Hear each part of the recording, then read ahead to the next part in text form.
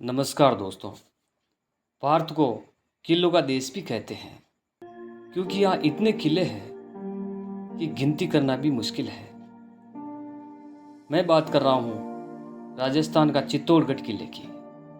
तो बने रहिए दोस्तों मेरे इस वीडियो में। वैसे तो इस किले का निर्माण किसने करवाया और कब करवाया, इसके बारे में सटीक जानकारी तो नहीं है, लेकिन कुछ इतिहासकारों का मानना है कि इसे मौर्य वंशी राजा चित्रांगद मौर्य ने 7वीं शताब्दी में बनवाया था। इसके निर्माण को लेकर एक कहानी ये भी है कि इसे महाभारत काल में बनवाया गया था।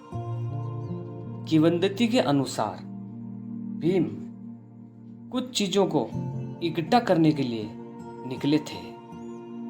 वो रास्ते में चल रहे थे तो उन्हें रास्ते में एक योगी मिले। भीम ने उससे चमत्कारी पारस पत्थर की मांग की।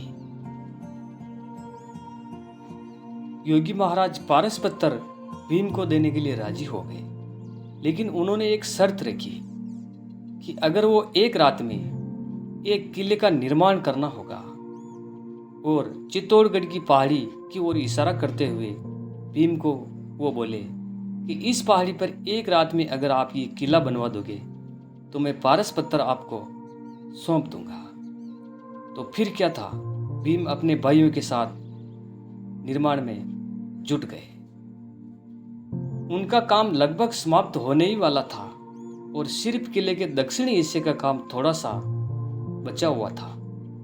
इधर योगी महाराज किले का काम तेजी से निर्माण होता देख चिंता में पड़ गए, क्योंकि उसके बाद उन्हें पारस पत्थर भीम को देना है।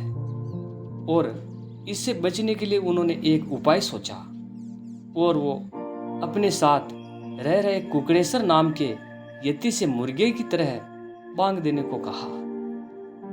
और उन्होंने वो बांग लगा दी, जिससे भीम समझे कि सुबह हो गई। कुकड़ेसर ने ऐसा ही किया। अब मुर्गे की बांग सुनकर भीम को गुस्सा आया और उन्होंने जमीन पर एक जोर की लात मारी, जिससे वहां पर एक बड़ा सा गड्ढा बन गया। और इस गड्ढे को आज लोग लत तालाब के नाम से जानते हैं।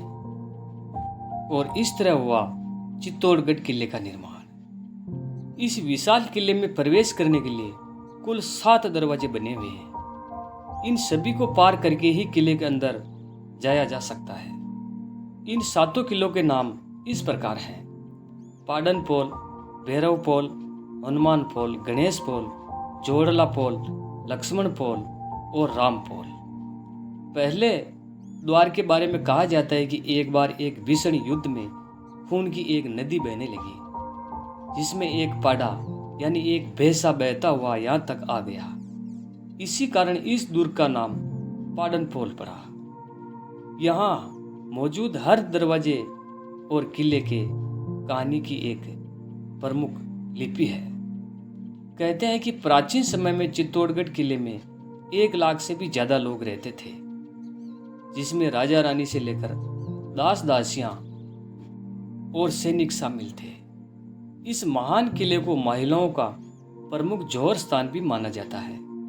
यहाँ पहला जौहर 13वीं सदी में राजा रतन सिंह के शासनकाल में अलाउद्दीन खिलजी के आक्रमण के समय रानी पद्मिनी के नेतृत्व में हुआ था।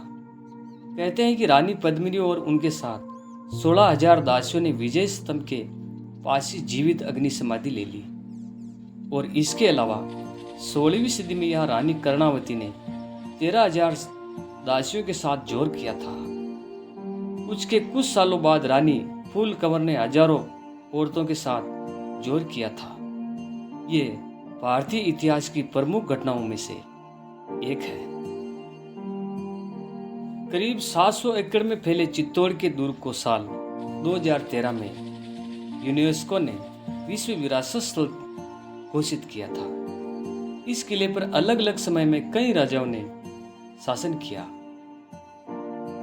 8वीं सदी में यहाँ गुहिल राजवंश के संस्थापक राजा बप्पल रावल का राज था, जिन्होंने मौर्य वंश के अंतिम शासक मानमौर्य को हराकर यह किला अपने अधिकार में कर लिया था। इसके बाद इस पर परमारों से लेकर सोलंकियों तक का भी शासन रहा। इस पर कई विदेशी आक्रमण भी हुए, जिनकी कहानियां इतिहास में अमर है। करीब 180 मीटर ऊंचाई पर स्थित इस किले में कई ऐतिहासिक स्तंभ, स्मारक और मंदिर बने हुए हैं। विजय स्तंभ के अलावा यहाँ 75 फीट ऊंचा एक जैन कीर्ति स्तंभ भी है, जिसे 14वीं शताब्दी में बनवाया गया था। इसके पास ही महावीर स्वामी का मंदिर है।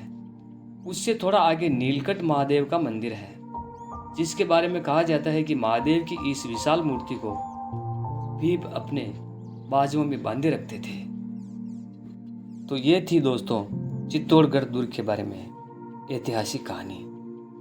दोस्तों वीडियो अच्छा लगे तो इसे लाइक अवश्य करें, और नए हैं तो हमारे चैनल को सब्सक्राइब करें, और कोई त्रुटि है तो कमेंट में अपनी बात हमें ज़रूर बताइए। तब तक के लिए दोस्तों धन्यवाद।